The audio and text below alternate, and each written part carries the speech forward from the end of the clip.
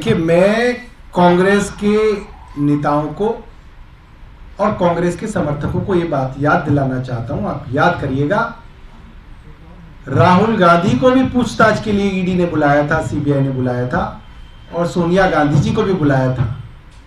ये मौका आम आदमी पार्टी के पास था और हमारे पास तो संसाधन भी हैं कि कांग्रेस के पोस्टर हम गली गली लगाते, मगर हमने इसके अंदर संयम रखा।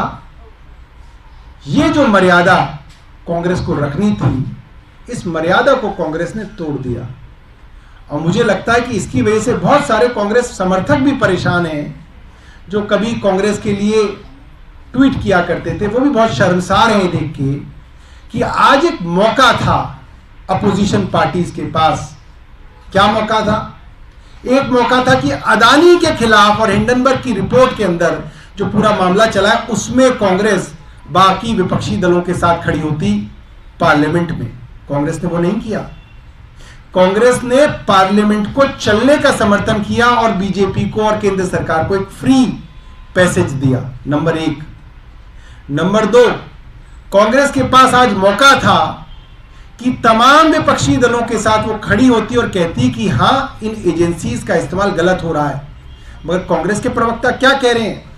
95% इस्तेमाल गलत होता है, मगर 5% सही होता है, और जो 5% सही होता है उसमें बाकी विपक्षी दल है, और जो 95% गलत होता है उसमें कांग्रेस है। तो कांग्रेस के लिए मुझे लगता है कि बहुत चिंता का विषय है। भारत जोड़ो यात्रा का जो रिजल्ट है वो नॉर्थ ईस्ट के अंदर आ गया है। 80 सीटें कांग्रेस पार्टी लड़ी थी, एक जगह 0 आया है, एक जगह 5 आई है, एक जगह 3 आई है, कुल मिला के 8 सीटें आई हैं। और मैं सबको बताना चाहता हूं कि आम आदमी पार्टी वहां पे चुनाव नहीं लड़ी।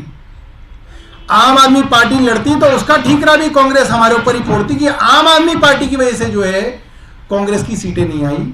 तो कांग्रेस जो है थोड़ा अपना आकलन करे।